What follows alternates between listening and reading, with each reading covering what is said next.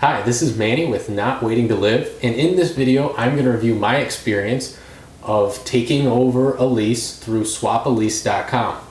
I'm going to review the good and bad about that experience really quickly, just from a high level, because I do believe there are ways that you could get yourself into trouble if you're not paying attention, but overall the experience worked well for me. So the good, the reason I even went to this site, I daily drive a 1994 Jeep Wrangler. The transmission went out right before winter, so I was looking for a quick fix. I didn't want to commit to something long term, so I logged on. I saw a guy, was about an hour away from where I live, had a Ford Focus listed for $230 a month, and I took that lease over and I drove it through to the end of the term. And when I turned it in, I had no damage fees assessed to me. So for me, that experience worked out really well. But if you're trying to get into this, I think there are a couple ways that I kind of caught a break, or I trusted the guy and it worked out. But I could see how people could easily get burned doing this.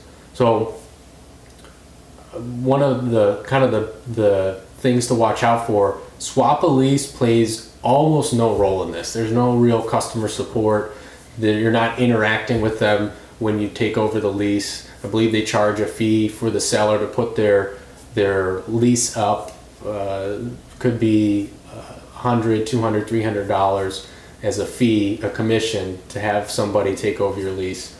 But really the two parties, the person with the lease and the person taking over the lease, are on their own, and they work through each other and the leasing company. So in my situation, I found this guy because he was an hour away, and because this has nothing to do with the leasing company, in this case Ford Motor Credit.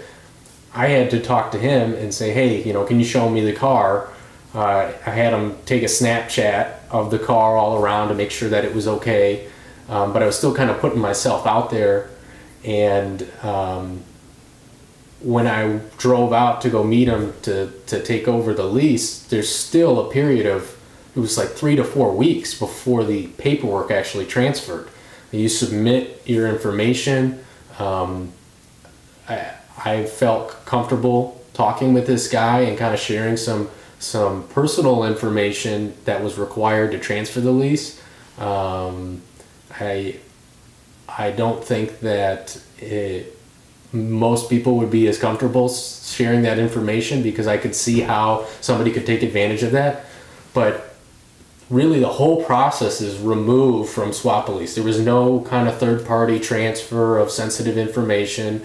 And even when I drove off with his license plate just to get a car back, and drove that home, and he was able to trust me as well. But it really, the whole experience hinged on this guy having a car that didn't have pre-existing damage. So had he had damaged this car in some way that I didn't see, and then when I turned in the lease those 15 months later, if I had to pay for that damage, I could have gotten burned. I think that if there was something I wasn't looking out for, if one of the backs of the seats was ripped, or there was damage in the trunk that I didn't catch, or God forbid something going on in the motor, maybe they didn't change the oil the whole time they had it, there are potential pitfalls. But overall, especially on the trade-in side of the lease, when I traded in the lease, I just drove right to the Ford dealership and handed them the keys. A month prior to me turning in the lease, they had sent out a private party, Ford Motor Credit, not Swapalease, to look over the vehicle, checked all the boxes, and gave me the paperwork, and the turn-in was painless. So from my perspective, I think it was a great experience. I'm not sure I would recommend it to everybody, because there are ways you can get burned, because you are kind of out there on an island. I guess it's not much different than a Craigslist, but you are paying as a seller to put your lease up there. But I just figured I'd throw my 2 cents out there. It was just a valuable experience with Swapalease, and I know people are curious about what is possible. If you have any questions or comments, feedback, positive or negative, leave it in the comments section. You can subscribe to my channel if you'd like to see more videos like this.